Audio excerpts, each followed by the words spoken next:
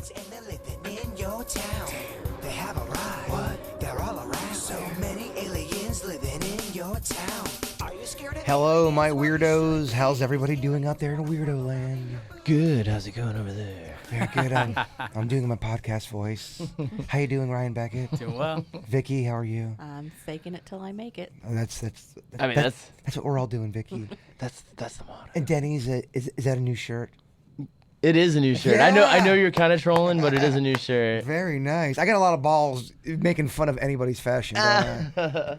Well, I got to update my wardrobe. I'm not in, as they would say. So I do want to start off the podcast and just give a little shout out to my my great close childhood friend Jim Romano, Bigfoot, the guy I donated my kidney to. He's having some kidney issues. The kidney that I donated to him, something funky's going on. He's been in the hospital for the last couple days. So just want to send out some good thoughts to my boy Bigfoot. Jim, we're thinking of you, bud. We love you. Get better. You're a strong son of a bitch. You're gonna be okay. How's everybody doing? Beckett, how are you doing with,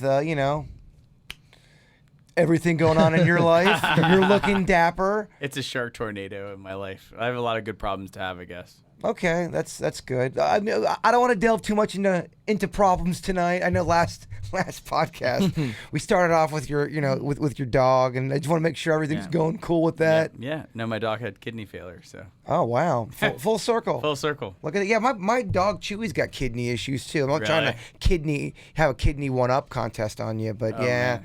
The kidney with the dogs, man. It's tough. It's a bunch of bullshit. So you wonder if it's something in the way they make dog food now. Stuff. I took the Brightline up today, and I almost was worried about being late for the podcast, but I thought we hit someone because we stopped quickly. And a handful of people have been known to commit suicide with the Brightline train, jumping in front of it, whatever. So I thought it was going to be late. Turns out there was a boat at the Fort Lauderdale crossing where the railroads cross the river down there in Las Olas. So, but yeah, I'm here on time. Cool. So that was kind of depressing, but it had a happy ending. Happy ending. That's like total first world problems. All right. Kind of depressing. So let me at least talk about our guest tonight. We've got a real life shaman coming in. Vicky, in layman's terms, what is a shaman for the people listening? Well, I don't want to butcher it, but there's three types of shamans. There's, and she'll correct me, I'm sure, when I talk to her later. She's a neutral shaman. That one I know for sure. What does that mean? Basically, her job here is to even out the earth elements in order for our spaces to be more harmonious. Okay. And again, she can correct me when she gets on here. And then you have one who's like a dark shaman and a light shaman. And the way it was explained to me before is that a light shaman is someone who is a little more sympathetic to spirits when they're communicating with them. They're kind of like oh, come on, it'll be okay. And then the dark shaman is one who's like, nope, gotta go. Get out of here. So is a shaman, I get that it's a spiritual type of profession, I guess that's you would that's is it like a spiritual guide, like they help you make decisions using the elements? Well, she has ability, and so she can see things. She's the only person that I go to for psychic advice. Okay, so she's a psychic for psychics, basically, or a therapist for psychics, I should say. Because she sees things. She explained to me one time too that as psychics, we have certain levels of ability. And if you get a reading from someone who has ability lower than yours, they can't accurately read you because you're up here and they're down here. So she is so far above me that she gives me accurate readings because she can tune in. And her mom has ability. So she's your Yoda. She is your Mr. Miyagi. She always makes me feel better. If I get stuck on a case, I always call her and get her input, especially if it's dealing with like nature spirits and things like that. She sees them a lot more easily than I do. I definitely want to keep talking about, and I was going to ask the shaman if has she ever used her abilities to try to find a missing person. I do want to keep our missing person segment out there, the cold case files. I know we've We talked a little bit about it a couple weeks ago. We didn't mention it last week, I don't think. Maurice Jefferson. That's been kind of the one case we have been talking about. I want to keep it out there. Again, I won't harp on it too long, but Google that case. It was a case here in South Florida, 1984, I believe, or 83. 16 years of age missing. So he'd be 51 or 52 now, I believe. So keep these stories out there. We're going to continue to do cold case files. If you have a case here locally too, email us. Let us know if you have not got resolution. We'd love to talk about it. Have we gotten any emails at all with any leads or anything? Haven't gotten not one thing from Maurice Jefferson. So cold case. I mean, there's a reason why our cold cases. Yeah. No one's talking about it. Yeah. Denny's. What's your thoughts about maybe getting into Denny's random facts a little early tonight? I like it. You guys want to kick it off with something? Blow our minds. Start strong. Yes. Well, I mean, I did tease the man in the hole. You did on our Instagram video. You teased the hell out of that thing. So we'll be jumping to him here shortly. But first, I know you guys liked the bicycle face that I brought in. I kind of found a vein that you guys like a little bit of the old-timey laws and such that went on, or maybe some superstitions rather. And this was a pretty funny one. So down the same style of vein, but from the 1500s to the 1800s, tomatoes were usually only consumed by the poor because they were considered poisonous to rich people. No aristocrats in the era would eat tomatoes because it was considered poisonous if you were of wealth. And that was common knowledge at the time. But what it was really was that the wealthier people had pewter and lead silverware and dishes, and it was poisoning the fruit. So anyone who was wealthy was dying if they were eating tomatoes, and there was one other fruit as well that they were afraid of. Well, as always, Vicky, you being our educator, you're grading. Well, I like that had a little bit of science to it, because what are you saying? The tomatoes with their dinnerware caused a chemical reaction that. Yep, the high acidity in it when placed on the tableware, it would leach the lead from the plate, absorbing it into the fruit, thus poisoning rich aristocrats, but not the poor because they could not afford lead or pewter. Do we have any tomato fans out there? Can I get a hell yeah for my tomato fans out there? Hell yeah. Hell yeah. Beckett? Tomatoes or tomato sauce? Tomatoes. It's all right. Yeah, I don't I like like it. Too much of a poor man's vegetable, Beckett? He's like, I don't eat that shit. I'm Die. I'm kind of agnostic to tomatoes. Do you not eat the tomatoes on your side of the island, Beckett? Kind of like a garnish. If it ends up on my, That's so funny. if it ends up on my burger, I'm cool. It's weird. There's some tomatoes that are really tasty, and then there's some bullshit tomatoes. Not all tomatoes are created equal. Thank you, Denny's. For sure. It's been a real long couple of days for me and Denny's. Well, the wealthy nicknamed them poison apples, and they wouldn't eat them. Poison apples. That was my snack back in the day. My mom would make me mayonnaise and tomato sandwich. Just a ton of mayo. She'd put the tomatoes on there, and then it would get all warm and soggy during the day, and I'd eat it for lunch, and I loved that shit. Loved it, Beckett. Okay, that one was an A. I'll give you an A. All right. Very Look at the cool. conversation. It's Look at smart. that. That's what it's Memory all about. lane. I'm talking sandwiches. I'm trying to bring you back. Another cool law that was almost proposed in the 1930s in Massachusetts and St. Louis, they were really, really pushing to ban car radios. In fact, they started propaganda campaigns against car radios, saying that it would distract drivers, cause accidents, or lull the elderly to sleep while they drove. So they were trying to stop it, and everybody thought that was ridiculous. But it makes you think about present day. We now have all these distractions. Is it good? Maybe they were on the right path in the 1930s by not adding distractions to cars. I don't know, Vicky. I felt like he didn't have confidence in that fact, and he kind of trailed off a little bit, and then he Yeah. tried to save it in the end. Yeah. Well, He tried to make us relate to it at the yeah, end. but- I agree. By trying to force a moment. He's kind of reaching there. Whatever. I'm just kidding. What do you give that grade? Beckett's not even listening. He's typing. I don't know. That's to be kind. I guess Isn't a that C bad? minus. C minus. Wow. Yeah. All right. It's Still better. passing. All right. And that's the problem with everything, Denny's. So this is just a cool. Yeah, all right. I see. I'm setting the bar of mediocrity. This is just a cool one I found, and this could be something that happened to the bird here. A mountaineer found a wallet in the Andes Mountains range that belonged to a passenger in a plane crash in 1972, Realizing that the owner had survived looking it up on the internet, the mountaineer returned his wallet to him in 2005, more than 30 years later. Yeah, very, very cool. And the guy said, I was wondering where I left that. I had a nice line for him. Pretty good stuff. All right. I like that. I like that. That was cute. a little. Aw. It's a heart warmer. That's what it's for. Ultimately, it's for reeling you guys in. Beckett, have you ever lost your wallet before? I feel like you've never lost your wallet. In college, I did. Once. A couple times. Really? Okay. Yeah, there's a little alcohol involved, but yeah, I've definitely left credit cards places, misplaced my cell phone and wallet sometimes. Yeah, I found an old cell phone from it's got to be from 2006. I found it in a game.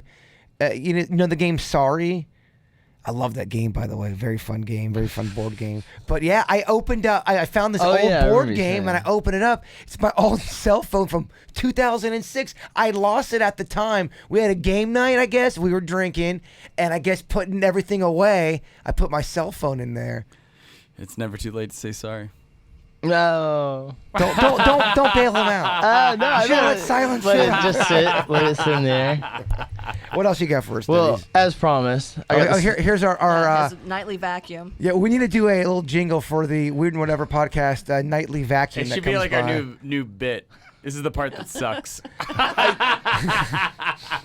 All right, Denny's, please. Well, so I'll let the audio go ahead and explain the man in the hole for you guys. Oh. The man was first sighted in 1996 when researchers caught a glimpse of him wandering through the forests of Brazil's Rondônia state. It is believed that the 50-year-old man has been surviving alone in the dense jungle for roughly 22 years. Researchers believe that during the Brazil land grabs of the late 20th century, his fellow natives were ruthlessly murdered by greedy farmers looking to encroach their land. Since discovering the man, Finney has kept a close eye on his movements and checks in from time to time to make sure he's still alive. Because of these regulations, no one knows the man's real name or the name of his former tribe. Pretty cool. So his whole tribe he's the only survivor. He hid out in the woods by himself and secluded himself from humanity, and then was discovered in the late 90s. What do you guys think? Vicky. There's a lot of build-up, Denny's. Well, it's cool. He's considered the loneliest man on the planet.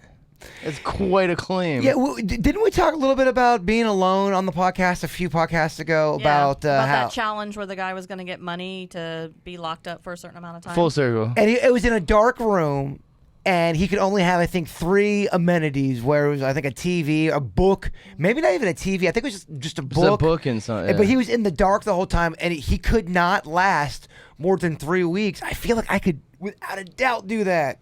See, I couldn't. The dark thing is what lost it for me. I could have the isolation, being by myself, only having a book. That's cool. But when you took the light away from me, no. But I don't can't. you? The whole time though, you're like 30 days. I get 30 days. You have at least an attainable goal that you could reach. No. No. Man, everyone's so soft these days, Beckett. Well, I need the light. Like this guy, he just separated from society and just lived in a hole.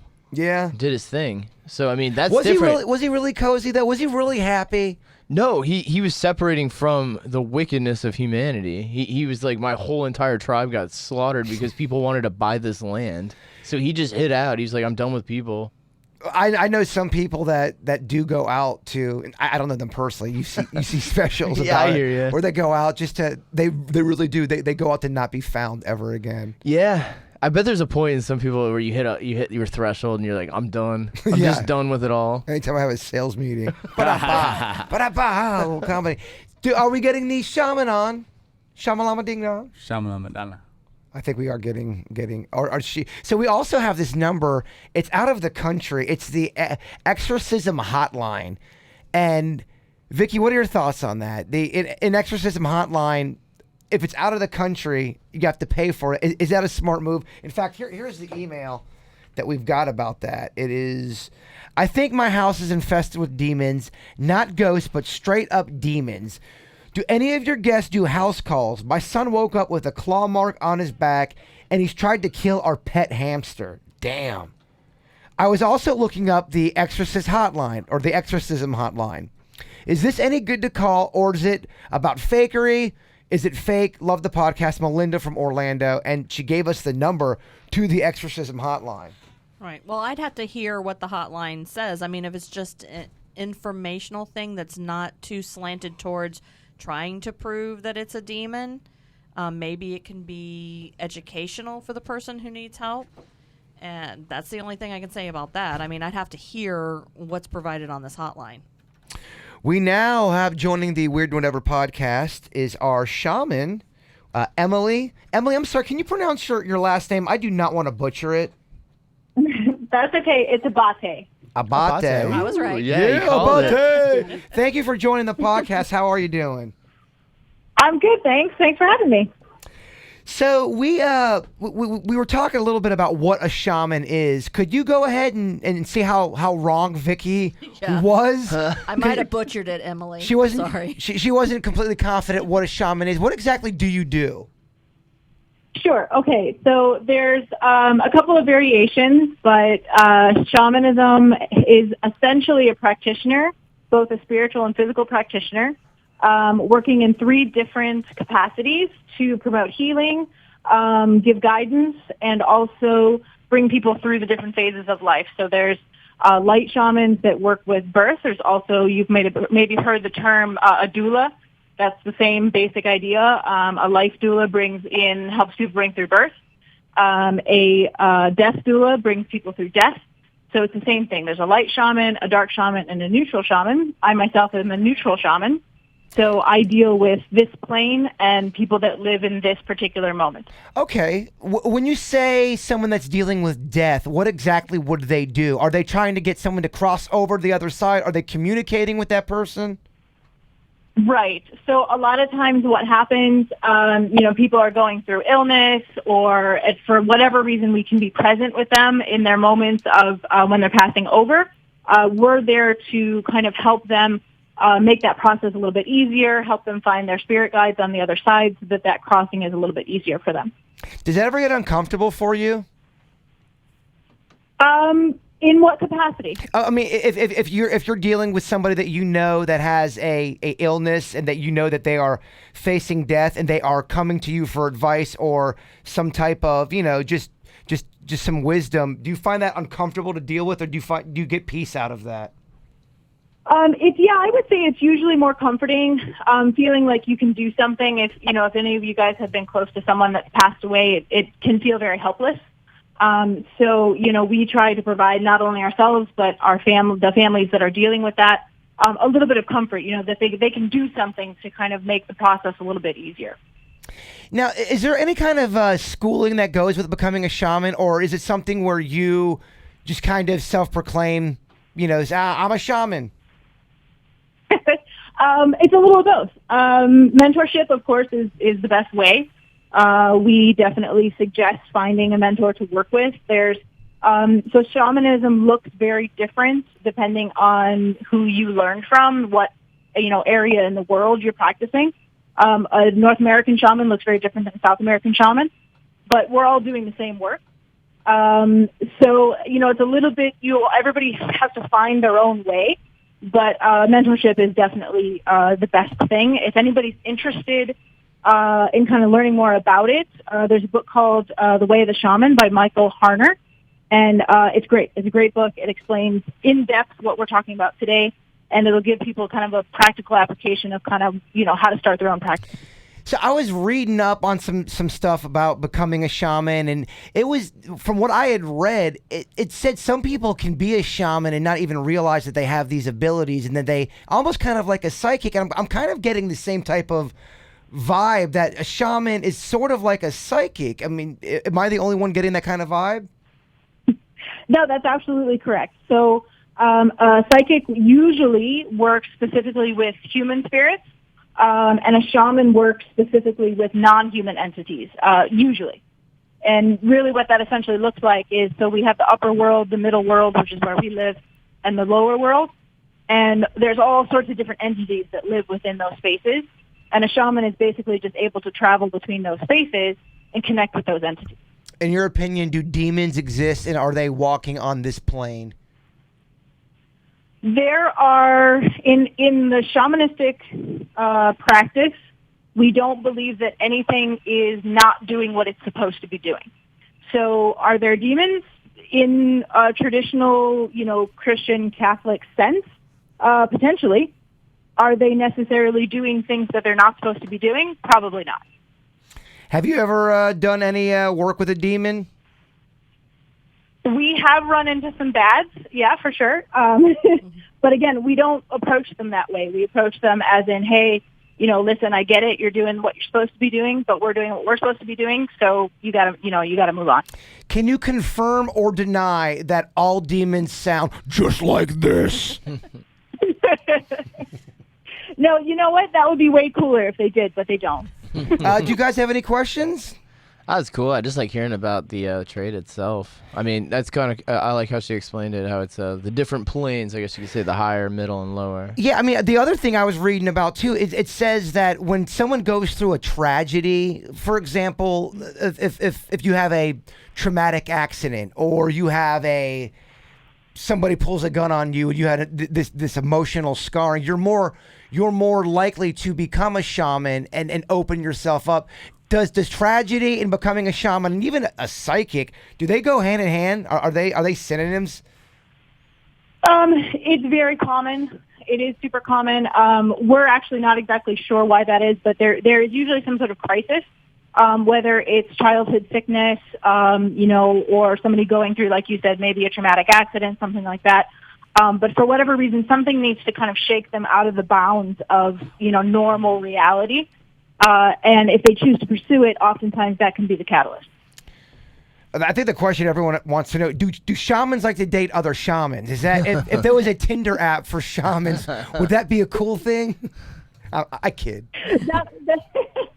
That would be cool, but there aren't that many of us, so I think the dating pool would be relatively small. So we do have a lot of naysayers. You've got your Beckett's out there, or Ryan Beckett. He's our resident skeptic here. I'd go on that dating app. There are people who are going to be listening to you and saying, okay, why am I going to go sit down and talk to somebody who is just kind of, they've never had any legit schooling, and I don't mean any offense when I say this. I'm just going on the skeptic, because there's a personal story that I have in my life where this one couple, she was going to like this couple therapist, and it seemed to have been going good, and then she stopped going to the actual therapist and went to a shaman, and the shaman started giving this woman life advice, and then they actually got a divorce, and then the person that, the man in the relationship, the husband who got divorced, said, look, I'm so mad that she went to the shaman. We were going to this one therapist. The shaman wrecked our relationship. When someone comes at you with something like that, how would you respond? Yeah, sure. So basically, any good, solid practitioner, and if there's any of them listening out there, they're going to be agreeing with this. It is not our job to give you advice. That is not what we do. Okay. Our job is to help you understand your own needs and what is best for you because you feel that, right? So we're not, you're not going to come to us and be like, oh God, tell me what to do. We're going to say, I don't know what to do. We're going to say, we're going to help you, discover those things for yourself. A little bit like a good therapist would. A good therapist doesn't have any opinions about what you should or shouldn't do, and we don't either. Any good practitioner doesn't either. Anybody have any more questions for Emily? Yeah, I sent you a text the other day. You didn't answer me yet. If talk about listening, if you text me and I don't answer, I didn't get it. Oh man, putting on the spot. Yeah. Vicky calling her out. I love it. Well, Emily, thank you so much for joining the podcast. We really appreciate it. If someone wants to get a hold of you, go ahead, plug your stuff. Cool. Yeah, so they can just go ahead and email me. I am totally open, whatever anybody wants. That email is just emily@emilyabate.com. Is she on social media? I am on social media. I am currently, Instagram's probably the best way to get to me there. And oddly enough, my name is Hustle Club Boss. All right.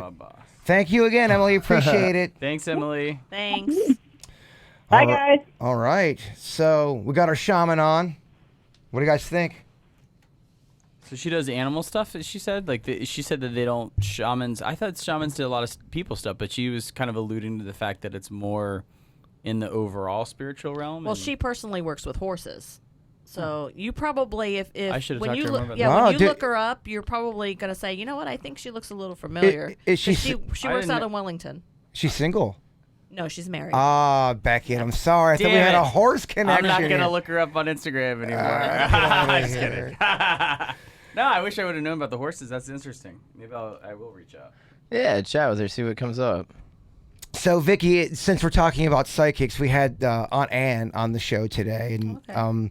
I want to get your opinion on what she said. And this is more of some pushback on some of the psychic stuff. I do want to get your opinion on what Aunt Ann says, because I do believe that a lot of our audience feels the way Aunt Ann does. Has she killed anyone recently? Who? Aunt Ann? No, she is not. Here. Do you believe in psychics, or do you think they are complete fakers and phonies?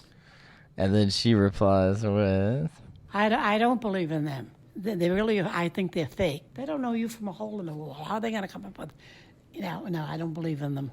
They're really phony balonies. It's modern day black magic bullshit.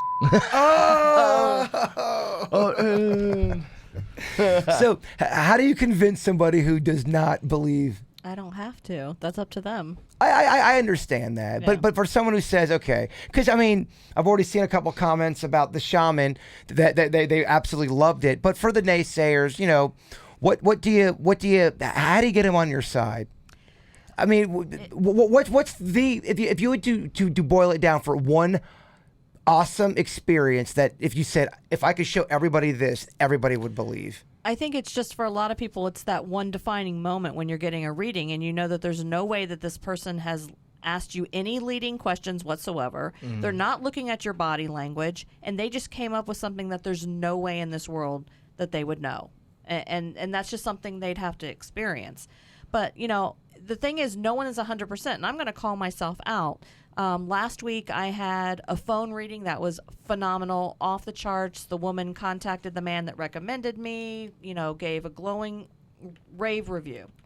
Next day, I had 2 people come to my house, and one of the 2 got a pretty good reading. The other one just walked away completely unsatisfied. Well, part of it was she was expecting, I guess, this big fireworks show or something, and she didn't get what she anticipated. And I said, well, that's the way it is sometimes. You're just not, I just didn't get as much for you as I did the other person. And I took a beating. I kind of beat myself up over it. And then the next day I had another awesome one. And the truth is, just some people I don't give a great reading for. Yeah, I mean, I don't Yeah, think I anybody's imagine. perfect. I think that's the whole with psychics. Just be honest that you're not perfect. Just say you don't always get it right. I think more people would be, likely to believe you. Well, she at one point she said, I just thought there'd be a sign, and the person that was coming through. Oh, what an annoying. Oh, Well, God. but they showed me the person who was coming through showed me their arm, and they had a big scar on their arm. And I said, well, someone just showed me their arm. He's got a big giant scar in it. And she goes, yeah, that was him. I'm like, okay. She goes, well, what does it mean? I said, you just asked for a sign whether I was talking to him or not, and he showed me his scarred arm. I said, that was the sign that you were looking for. So it was frustrating, and it happens. But, I had a good one before and a good one after, so I just keep plugging. Such is life, right, Becky? It's like dating. Yeah, still single. Are you single? Yeah. I mean, still single. You always got something cooking, don't you? I feel like you always got something cooking. Yeah. Never really makes it to the dinner plate, but All right. Okay, well, interesting. Good answer, Vicky. What are your guys' thoughts on this? We got an email from, her name is Kinky Kara from Fort Lauderdale. Oh, look All at right. that. This is a Beckett. Yeah, well, when you say single until you're married, though, just to clarify that, what's that? single until you're married, because when you fill out an application on something, it's like single, You know, married, you know, widowed. we know, you know what we're talking No about. loopholes? There's no loopholes. Okay, sorry. What are your guys' thoughts on tantric sex? Now, I will say, go Ooh. ahead and start Googling this, Mr. This is Re- a Beckett one. Yeah, Oh, Reese. I've Googled it. All right. He's not Googling. He's not typing He's going this in. from He the knows. dome. I know So, that. so Kinky Kara from Fort Lauderdale says, "What are your guys' thoughts on tantric sex? I have done it in the past, and I got to say, Is that her name? Kinky Kara. Yeah, it's her whatever. I It's like her cutesy name, I think. Her cutesy email. Hey guys. I don't think it's her birth name. No, it's not on her birth certificate. I have done it in the past. I gotta say, it was mind-blowing sex. I figured bitch boy Beckett would be into it, and honestly, probably you too, Jay Bird. Oh. Look up tantric sex and tell us what you think. You will love it. Kinky Care from Fort Lauderdale, and you can have. P.S. You can have tantric sex by yourself. What's her Instagram handle?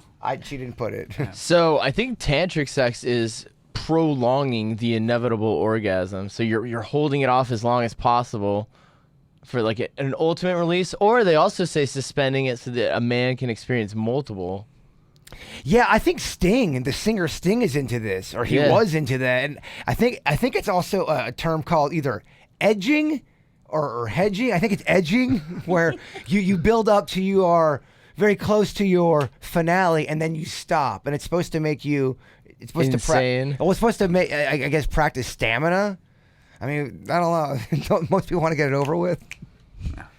What?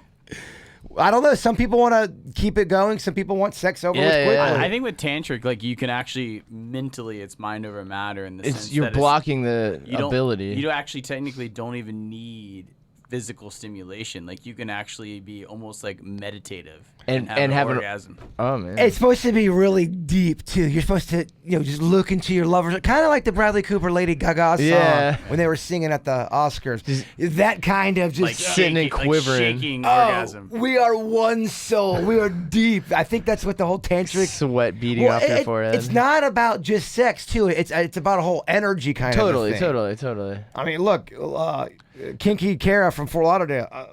I'm interested. I'm into it. You guys should practice this edging that you're talking about and see if it makes any sort of improvement or change. Yeah, Mr. Research Department, can you look up edging and make sure that I'm right with that term? I believe it's the practice. The stopping at right before your happy place, and then you stop. And then what? Just like great. Kick it? Well, no, it's to build up stamina. Yeah, no, it's a real thing. I know. Edging. All right, cool. I just want to make sure I'm making shit up over here. We're trying to make sure we're using the clinical term. So, have you guys ever heard of what a body farm is? Body farm. It's where when you die, you donate your body, and it's basically for people who are in the whole CSI kind of thing. They will take your dead body and they put it on this farm, and they will do all kind of forensic test on it. For example, if Vicky dies and you donate your body to the body farm, they'll put your body in the back of a car and let you decompose so they can learn all kinds of forensic, like how long it takes for the teeth to start falling out or something. Yeah, and people who are doing this stuff with the body farm, they're saying they love it because they're helping. Wait, how can they say they love it if they're dead? No, they're saying they love the concept. They're Okay. signing up for it. They're saying they love the concept of them being dead and helping solve crimes after they're. I don't hate it. It's like donating your body to science for like autopsy, stuff to just experiment on you. Yeah, exactly. I'm fine with it. Yeah, I think it's kind of cool. Okay, so do you do that? If you have that option, you can be cremated. You can be buried within one of those trees, which I think is really cool. The pods, yeah. Or you donate your body to one of these body farms. What do you do? I do it. Yeah. I don't see any reason. I don't want anybody keeping my ashes in a jar someplace or whatever, even though I do kind of already have plans for my ashes. But, hey, this is another option I can look into if it's going to help somebody. Yeah, I mean, if it's for science. Beckett, you in? I think I do the tree thing. My dog, I got the ashes. I think I might get I have fear of commitment, and tattoos are pretty permanent, so I've never been a tattoo guy. But I'm thinking about having what's called a commemorative tattoo, where they mix the ashes. Oh yeah, into in the ink. Yeah. For the tattoo. You got to go upper thigh. Upper thigh. Absolutely. Inner or outer? Inner. Absolutely. Get that dog by your dog. I think I was gonna do like a little just like hash mark. Something like, like an inch in length, like right where your heart is underneath your left pec, because it leaves a mark on your heart, and just like anything that's something that really close to you that you lost. That way, it's not like a big dog face like on your upper shoulder. I dare you to get your entire dog on your back. You won't do it. Bitch boy won't do it. He won't do it. I like the concept though. It is cool mixing ashes in there. Yeah. But for myself, I think I did the tree. Vicky, you inked up at all? Do you have any fat tats? No, I don't. My daughter has some. Are you against tattoos? No, I'm not against. If I was against them, I wouldn't have let her get them. In Well, the I first mean, place. the kids can rebel. And my older son, he has a couple that he designed himself. Well, that's cool. Yeah, me and Denny's are inked up. We're part of the community. Been inked up for a minute, No big deal. Lower back. I have that shoulder tattoo of the red cardinal eating a slice of pizza. Really? Yeah, you never see my tattoo? No. I'll show Really? you after. It's a memorial tattoo from my mom. Oh.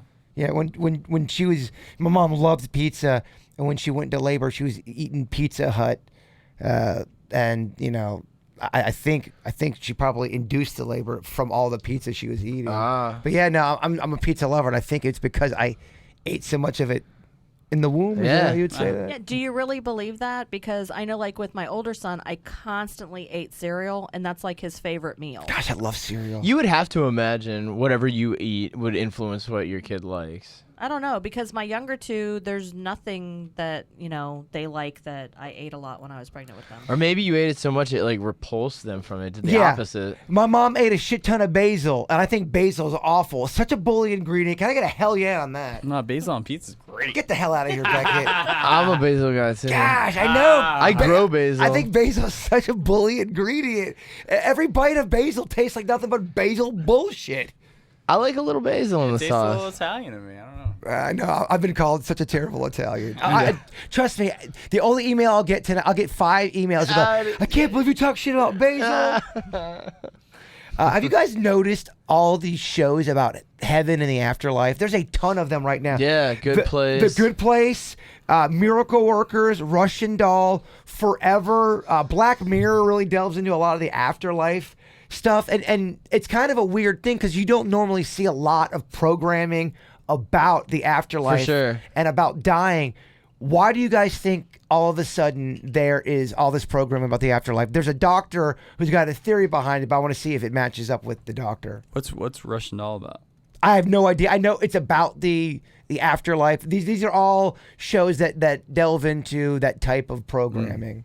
I don't know, unless, definitely the metaphysical and all that kind of new age thing has been big, and I think it's getting bigger. It's getting a little more accepted, so maybe they're just trying to jump on the bandwagon. Yeah. You wonder if go on, Becky. I was gonna say, not to like bring back to the Debbie Downer thing, but when you lose someone really close to you, like my dog, it makes you, because like I said last week, lost my grandparents I was really, really close with, but I haven't lost someone that was in my life every single day that was like part of my interwoven fabric of my life. And to have that loss from such a large part of your life to just radio silence, it honestly and candidly is hard to believe that that's it. Mm-hmm. When you just have that loss, that there's no afterlife, greater plan, greater story. That's just finality. my opinion, and that's still raw for me. Maybe that's a coping mechanism for humans and the way our brain deals with things. But even if you're a nerdy person that doesn't believe in religion or whatever, it's hard to think that that's it, in my opinion, and that's just my recent experience. Okay, Denny's. Well, why do you think there's? Because if there's so much programming, that means it's doing well. For some reason, people it's a are hot craving topic. for it. So why are people craving this kind of afterlife content? Stuff. The only thing I can think of is that for a long time, I felt a lot of TV shows and such were kind of like watered down versions of things, and now people want real life, visceral type things, more emotional. And we've talked on this podcast before how important as a human factor hope is. And if you don't have afterlife, like what hope do you have? Like that, I think that is very important. Even the people that don't believe in it, I think they secretly deep down want to believe in it.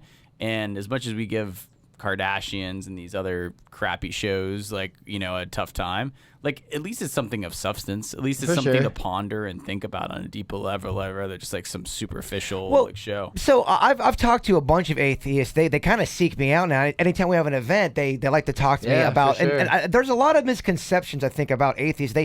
I think people think that they are hopeless people, and they when they die, their attitude towards life is, you know what, you die and there's nothing, blah blah blah. And the atheist that I have talked to says, look, just because I think I'm going to die and there's nothing I think it's nothingness. I'm not depressed about that. In fact, I'm kind of relieved about it. And they had the perspective of kind of a peaceful thing. It's just weird how everybody has a different, even in the atheist community, because I know what you're talking about, Beckett, people who think, oh man, we're all just going to die. We're all machines and blah, blah, blah. We're just fertilizer. I think there's a big spectrum there. I think some atheists think that. And I think there's other people that are almost kind of, they're kind of spiritual without being spiritual, if that makes sense. Yeah. Well, if you don't believe in an afterlife, then you're probably going to put more effort into now in times, because it's all you got if you don't think there's anything after. Plus, even not believing in anything is still believing in something. Exactly. Well, that's what I mean. You're still taking comfort in the idea that there isn't anything, and that you have the finalness knowing that there is nothing. Yeah, I mean, I guess what I'd like to ask an atheist is, do you think Earth is weird? Do you think this is a whole odd ride? I know I bring this up all the time, but I do think the ride of Earth is really a bizarre ride, man. Well, we ignore so much stuff. Like, you're walking, there's like tiny lizards running around you. So detailed. Bugs, which are so different from lizards, and birds. We just accept that birds fly and that their bones are hollow. We just accept that because we were told. Sun rises up, sun rises down, you know. Like, it's insane. We got these two giant things that, like, the whole, yeah, I know we sound insane, but like the whole experience is so crazy. Every podcast, me and Danny's go on this little 2-minute rant about, man, can you just believe the Earth? Well, we just accept everything. We accept that grass is green, that there's dirt, you put a seed in there and it grows. But like, anyone question, like, why is that? Why the hell would you put a seed? How would any of that ever happen? There's just so much damn detail out there, Vicky. So much. I told you, the thing that blows my mind is food. Like, who was the first person to throw a bean in water and figure out that it's edible? Or who was the first one to put a kernel of corn and it turned into popcorn? Oh, go grab that frog and lick it. It's going to get you high. They had to lick a bunch of other shit that wouldn't get them high. Right. A lot of people died. Yeah, they're probably licking goat butt. Well, a lot of scientists died, man. They're like, what's this stuff? Bleach? And they're drinking it, just trying it out. Well, I mean, if you're building a plane, there's no way you're not killing somebody in the process of building a plane, right? By the time that thing's flying, at least like 60 people have died making that thing. I mean, if you're grabbing some air, if you're getting air, someone's got to die in that process. For sure. Right? I don't know. Becky, you're awfully quiet about this. I don't understand why people are dying from a plane being built. Well, I mean, from the origins of planes, like the first guy From that like figured, the Wright Brothers? just the fact that you're taking this idea from nothing and now you're building a plane. I feel like I'm mansplaining this. But that whole process is crazy. If no one's ever done it before, there's going to be a process of failures. 100%. And it's not like it's this thing in this little room where you're trying to lift this big fucking machine up in the air. Yeah. That's not going to be easy. I'd imagine someone's got to have gotten hurt in that kind of process. Totally. Now when they build bridges across like great spans of water, it's a relatively benign process. No one dies. It's pretty easy. But San Francisco Bridge, like, I think a handful of guys died. You know, like, building a bridge. So 100%. You ever see the maintenance video on that bridge? The team, it's two guys. They start at one end, and by the time they get to the other end, they have to start back over. That's how long it takes to maintain that bridge. They just go in a circle. Circle of life, baby. Circle of life. To get back to that doctor, why there's so many afterlife programming. According to him, he's saying we are living in such high tension times, and I think he was alluding to social media. So it's weird. People who complain about social media, like myself, are a little bit older. People who say, shut the F up, old man. It's the way of the world. Everyone's got a voice, so it's better that way. It's just different camps. And I think that butting head of those two camps of thought with social media creates a higher tension out there. Yeah, I can see that. So do people like it because they're seeing, justice served on a TV show where there's like a heaven and a hell? Or do they like it because to know that there's an afterlife after the chaos of, just social media and dealing with people? I think people like the fact 20 years ago, if you are somebody who doesn't have a microphone in front of your face and you want to talk about important issues, no one's listening to you. And you have a small voice in a very big world. For sure. Now with social media, everybody there's no small voice anymore. Right. And that gives people power. And on good things, that is a good thing. For sure. But with every good thing, there comes, Extreme bads. Extreme bad. So I can see why people love social media, but I can also see, why people are like, it's numbing us a bit. It is. It's making us all callous. I don't know if you should go on rants every single day on social media and just spill out all of this emotion. Is it good? Is it bad? I don't know. I think maybe there's a part of it that's therapeutic, and they say, sure. Write out all your emotions, but don't send that email. Keep it. There's something therapeutic to it. I think, too, you can send stuff out into the world, and then people are like, all right, what's Beckett going through? Why is he's talking shit about horses all of a sudden? What's going on? Yeah. And then I think people will get an opinion about you that may not be just. Yeah. And I think that plays with people's psyches. Yeah. Yeah, for sure. It's the saying that I say sometimes, it's different horses for different courses. I think that Oh. Dwayne Johnson, The Rock, putting his life out there, which is partitioned, right? I don't. He's probably selective as to what he puts on, but for sure. it's relatively vulnerable and honest for the most part. I think people are interested in that. I think you can overshare, just like in real life on social media. And I think it works for some people. I don't know what the formula is, and I think it hurts some other people. You can overshare on a first date, too. You could overshare. Like, I'll give it, I love extreme analogies to make a point. I would make a case that Paris Hilton and the Kardashian girl. Okay, just real quick. That's your second Kardashian reference. I can't allow another one. But they both overshared in that they made adult films. And you could say for most people, that would be an overshare. But that kind of propelled them into stardom. But we are living in a time, the look at me era. Mm-hmm. Look at me. Oh my gosh, you're not looking at me enough. Look at me some more. I mean, that you get rewarded for bad behavior. I mean, there are certain careers where if you are involved in a scandal, your career actually soars. It's kind of messed up. But you have other situations, and I'm sure someone has a theory, has maybe an algorithm, strategy figured it out. But you had Al Franken, who was a Democratic senator, former comedian, that had a picture of him back in SNL days with him joking around when the girl was passed out about grabbing her, and he wasn't actually grabbing her. He had to resign from Senate, where we have a president that made jokes about things, and he was totally Tefloned to it. So it's interesting how certain people it works for, and certain people it's a career ender for them. Will you send those emails? I'll direct all the hate calls over. Yeah, direct them to Beckett. All right, I'll send them right to him. Just go ahead and patch them to Beckett. They'll just go right to him. And that wasn't taken side politically. It's just interesting when you look at case studies of like certain people and how certain people are literally immune to doing things, and certain people do the smallest thing and like they're just totally ostracized from society. It's true. Have you guys ever heard of the Momo challenge? Okay.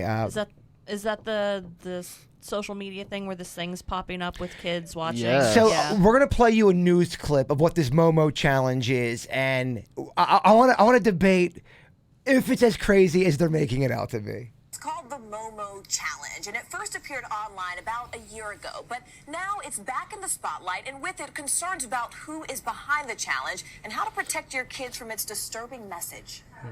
Its name sounds innocent enough, but for parents, the fear incited by the Momo Challenge is very real. We're scared because I have 3 kids. I can't watch all 3 devices at the same time. Is she scary? Yes.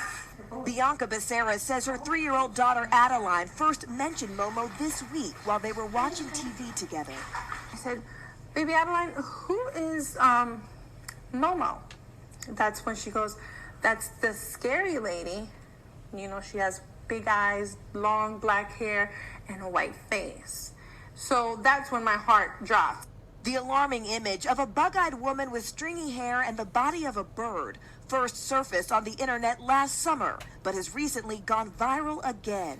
According to reports, Momo allegedly uses messaging platforms like Facebook's WhatsApp to compel young people to take part in dangerous activities, from stabbing people and taking pills to suicide. So we got a picture up right now on my camera of what Momo looks like, and holy shit, is that horrifying? Pretty horrifying. That's a pretty scary thing. Now, here's the whole thing about this Momo. The media is reporting on it that there's this big epidemic going on where people are hurting themselves because of this Momo challenge. And just them reporting on it and getting all crazy about it and freaking out, kind of like, I mean, that newscast right there makes it sound like this is an epidemic. Holy shit, Momo is on every corner and kids are doing terrible things. All of that hype is actually creating what Momo is. People have researched this.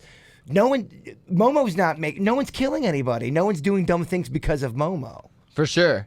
Actually, I stumbled upon this a few weeks ago, this story, so I looked into it, all about the Momo, and it started off with the WhatsApp app, or the WhatsApp, and what you do is it gives you a number. It was a leaked number to some sort of South American number that you call, and the icon that pops up is that scary bird lady. And what they do is it gives you a few challenges to do, and each one escalatingly gets crazier, and the voice is insane. I found a video. They took it down, but it's hard to find. Somebody recorded their Skype session, I guess you could say, with the Momo. Well, then, Should we do it? Well, what's the truth? Is there really this Momo epidemic going on? Is Momo really having, kids going out there and doing terrible things, or is this a media-based thing? So I think driving numbers. It is. I mean, it is. I think it's spreading to the schools. In fact, Jen, who's a teacher, is saying that it made it into the elementary schools. But are kids really? But I think it's getting hyped because of the internet. That's what I'm saying. Is it really a problem, or? Well, because about I think it was 3.5 weeks ago, I found the story and I was gonna pull it up, but it didn't have much traction. There wasn't much to it. A couple people had put up videos with their interaction with it, and then it seems to have recently just picked up like a huge amount of steam. So something must have like leaked it out big. What do you got over there in the research department, Beckett? I'm looking for the number on WhatsApp just to see if I could add it and see what happens. I don't know if you want to mess with that, Beckett. I don't know if you want to get involved in Momo. So I feel like this is more benign than the deviltry.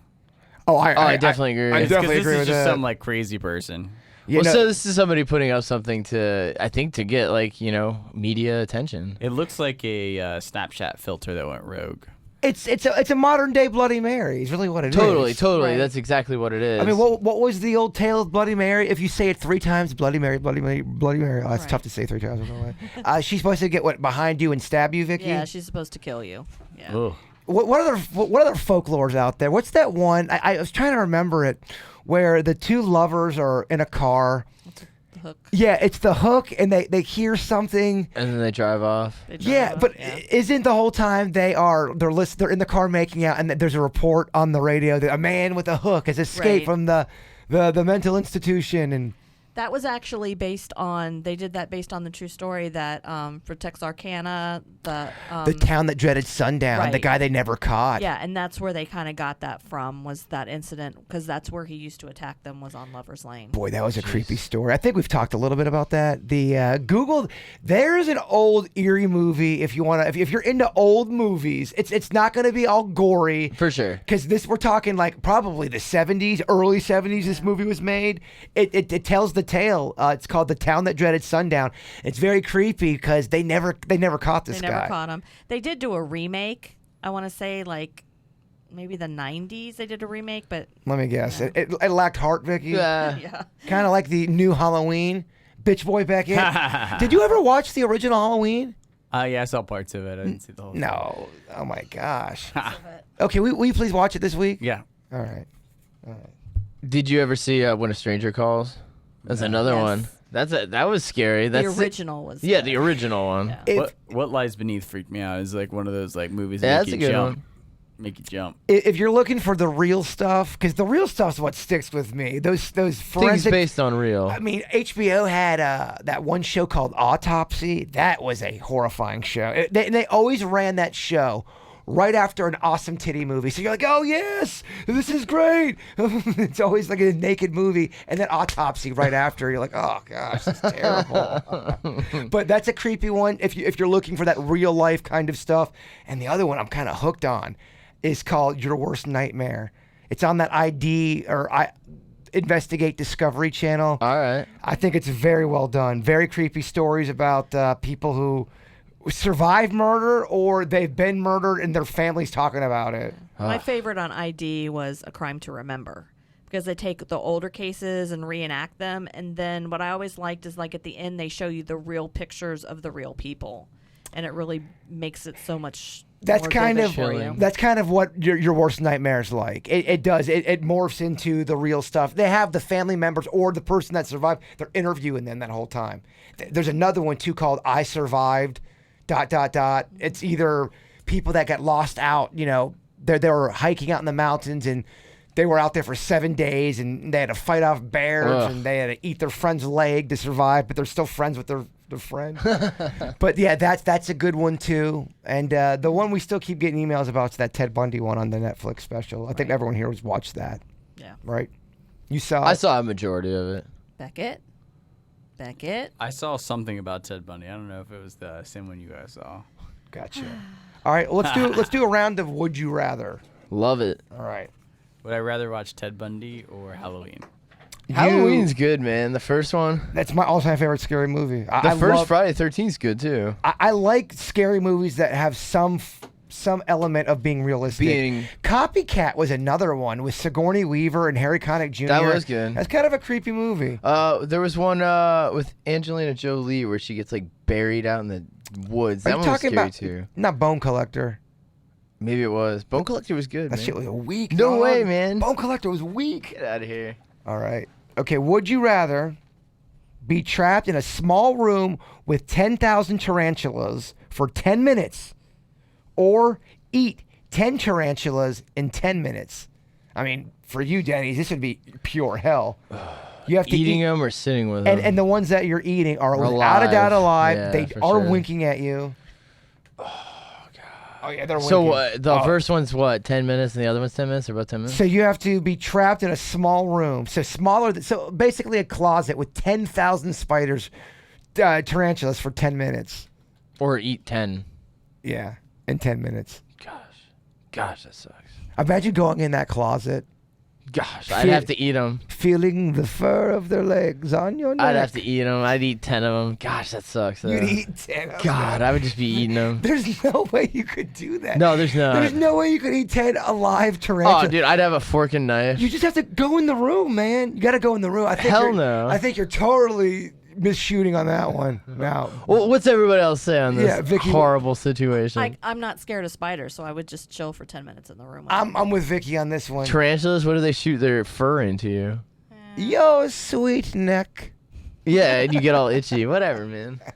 Becky, what do you do? I'm definitely hanging in the room. They're actually. He's literally looking up tarantulas. Don't look, Denny's. Denny's really does. He gets triggered. Yeah, I don't like them, man. The stuff that freaks me out about tarantulas, they have fangs, but they're not really poisonous. Like they can be irritant, but I'm a veg. I can't eat it. Let's change it to the brown recluse. Oh, dude, you have to not be in the room with them. Well, they'll kill you. Yeah. I found a recluse up What's in. a recluse? Brown recluse? Yeah, they suck. If you look at it, it turns you to stone. Well, it causes atrophy. So look up brown recluse bite. That's where you will. Yeah. That's where you will wince. I wouldn't do that. So Becky. check. I was in.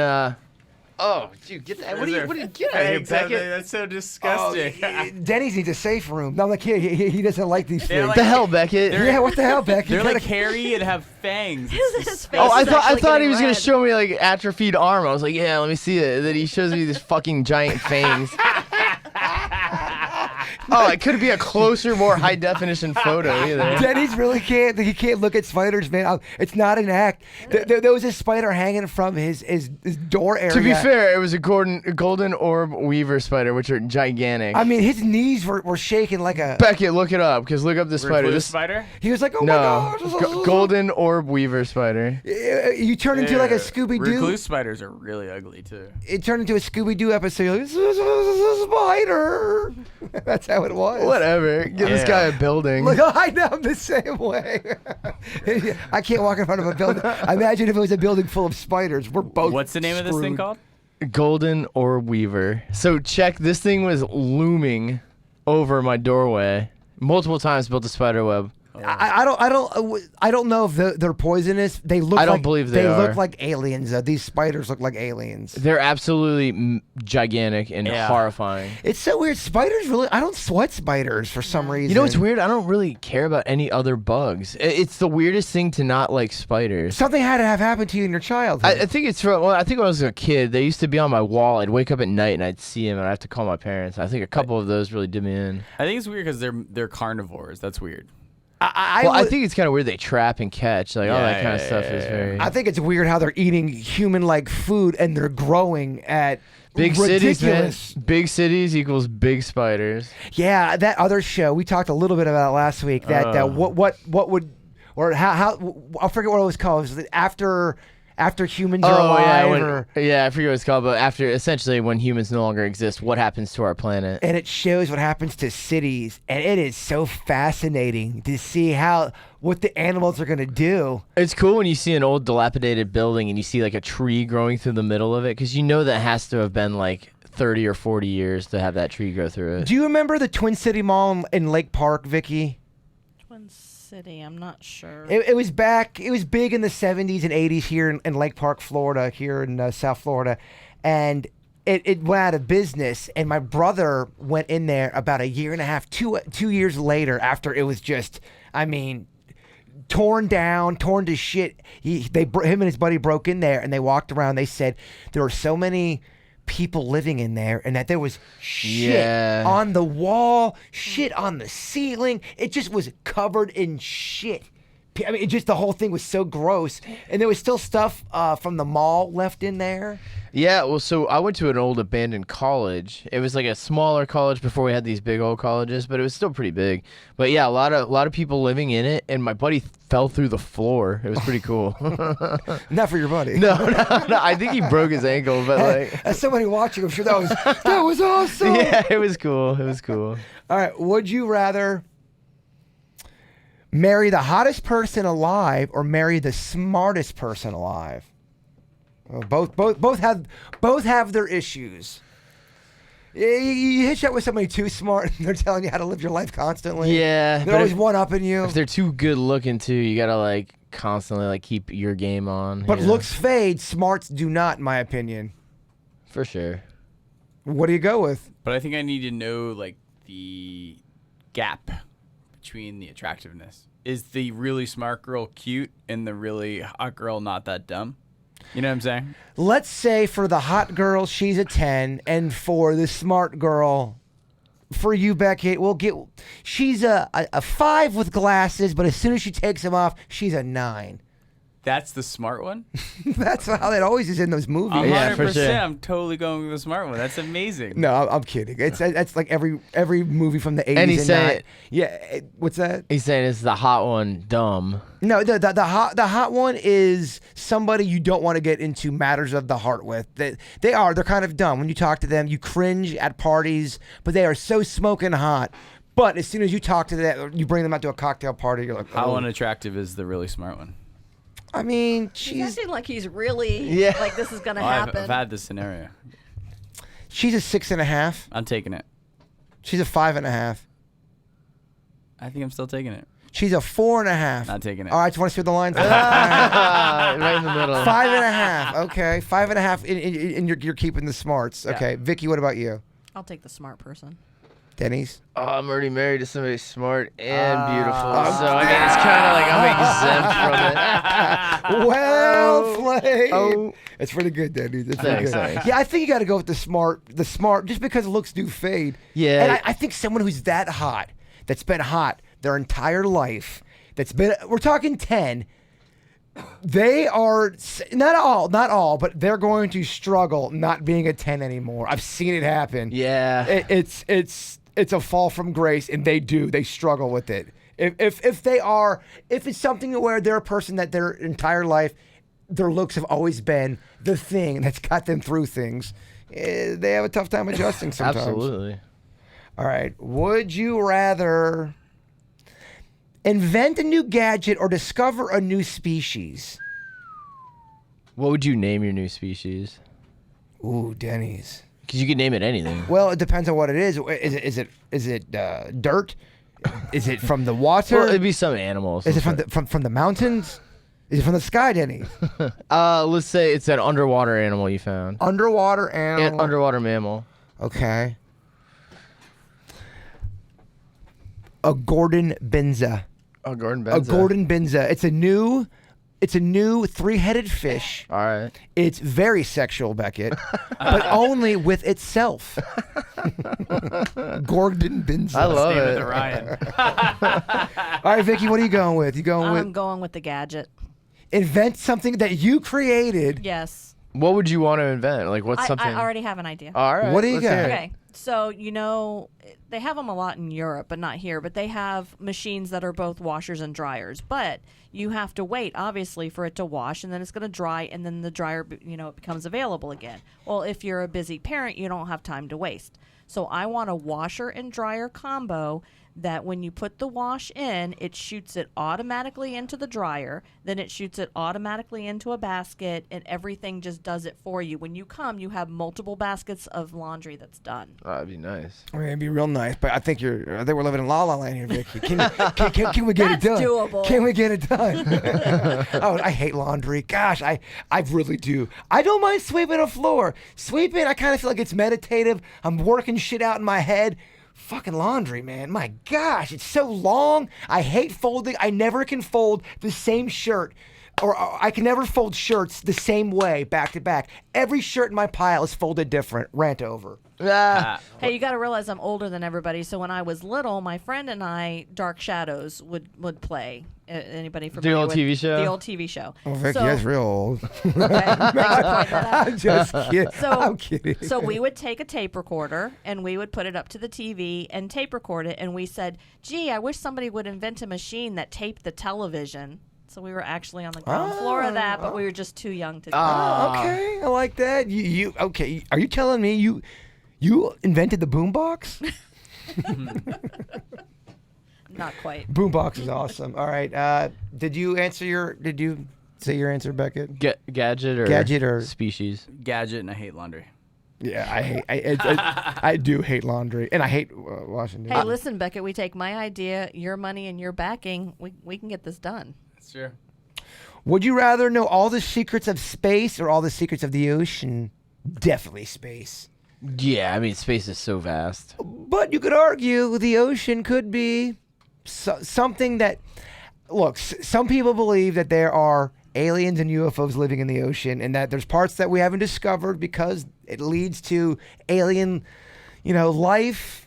I get the fascination with the ocean, but I'm going to go with space just a little bit. It's a little bit bigger. It's actually a lot bigger. For sure. I think there's more to learn. There's more chances of species out there that are aliens. I'm going space. I'm going ocean. Why? Because it was my choice. Yeah. I mean, I don't mean to scold you, Vicky, but why the shit are you going ocean? To me, it's a little more tangible. To me, it seems like it has more of a treasure trove of things for me to discover and learn about.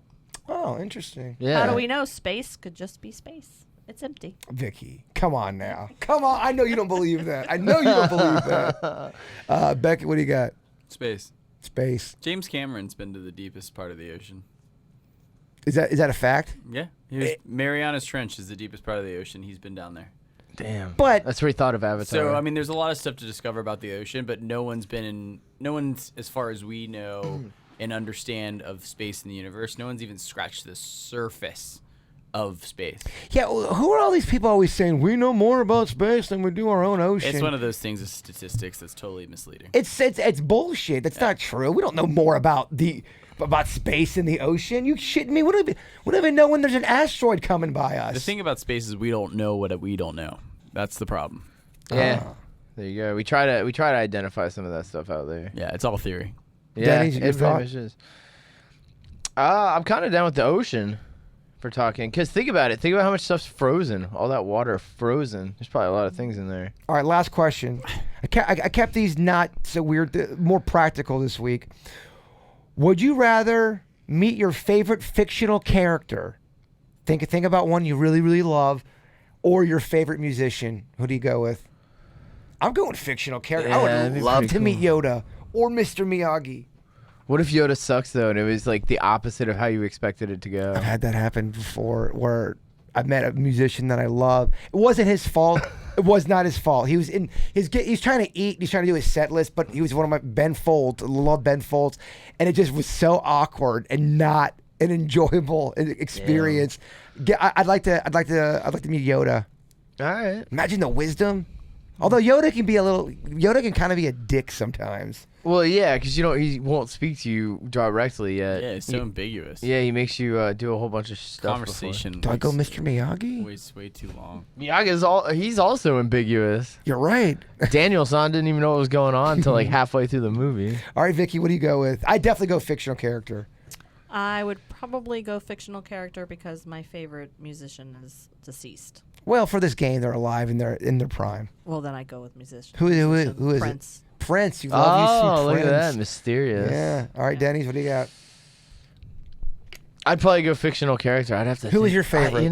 It's hard to say. Like I could even go with a video game character. No, we're not fiction. It's still fiction. We're not going so dorky, Denny's. Get out of here. It's still Just fiction. kidding. Who? Is it gonna be Sonic the Hedgehog, Denny's? Yeah, it's gonna be Sonic the Hedgehog. That's who I want to my video fucking game, meet with. My video game references are so Maybe Mario. Who knows? mid '90s.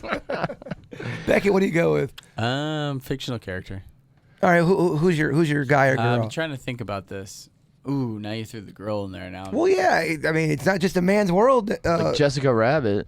Jessica Rabbit would be amazing. I like that idea. I was thinking maybe like someone like Bradley Cooper in Limitless would be nice to get a couple of those pills.